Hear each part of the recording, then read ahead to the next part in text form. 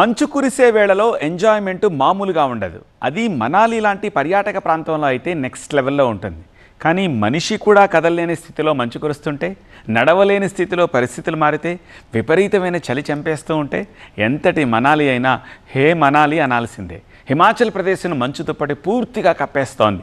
రహదారులన్నీ మంచుతో కప్పబడ్డాయి. దీంతో వాహనాలు ఎటూ కదలలేని పరిస్థితి. విజిబిలిటీ మరింతగా పడిపోవడంతో రాకపోకలన్నీ కూడా దాదాపుగా స్తంభించిపోయాయి. నార్త్ ఇండియాను చలిపులి చంపేస్తోంది. ఎప్పుడూ లేనంతగా కనిష్ట ఉష్ణోగ్రతలు నమోదవుతున్నాయి. ప్రధానంగా హిమాచల్ ప్రదేశ్లో ఉష్ణోగ్రతలు పడిపోయాయి. దీంతో హిమాచల్ ప్రదేశ్లోని మనాలికి వచ్చిన పర్యాటకులు అనేక ఇబ్బందులు ఎదుర్కొంటున్నారు. చలి తీవ్రతతో గజగజ వణికిపోతున్నారు. మనాలిలో 7 డిగ్రీల ఉష్ణోగ్రత నమోదైంది. మంచు భారీగా పడుతుండటంతో పర్యాటకులు తీవ్ర ఇబ్బందులు ఎదుర్కొంటున్నారు.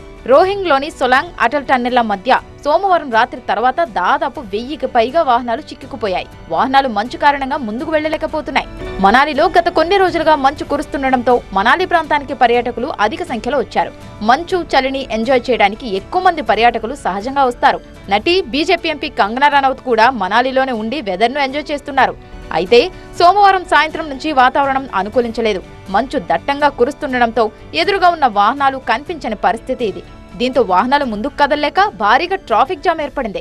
వెంటనే రంగంలోకి దిగిన పోలీసులు సహాయక చర్యలు చేపట్టి పర్యాటకులను సురక్షిత ప్రాంతాలకు తరలించారు. ప్రస్తుతం అటల్ టన్నెల్ మార్గంలో వాహనాల రాకపోకలు క్రమంగా సాధారణ స్థితికి వస్తున్నట్లు అధికారులు తెలిపారు. ఈ సంఘటనలకు సంబంధించిన దృశ్యాలు సామాజిక మాధ్యమాల్లో వైరల్ గా మారాయి. ఇక మనాలి రాజధాని సిమ్లాలో కూడా మంచు కురుస్తోంది. హిమపాతం కారణంగా రాష్ట్రంలోని అనేక రహదారులను అధికారులు తాత్కాలికంగా మూసివేశారు. ప్రతి సంవత్సరం క్రిస్మస్, నూతన సంవత్సరాన్ని పురస్కరించుకొని డిసెంబర్ చివరి వారంలో మనాలికి పెద్ద ఎత్తున పర్యాటకులు వస్తారు. ఈసారి కూడా వేల సంఖ్యలో వాహనాలు ఈ ప్రాంతానికి చేరుకున్నాయి. కానీ నిరంతరాయంగా కురుస్తున్న మంచు వర్షానికి అంతరాయం ఏర్పడుతోంది.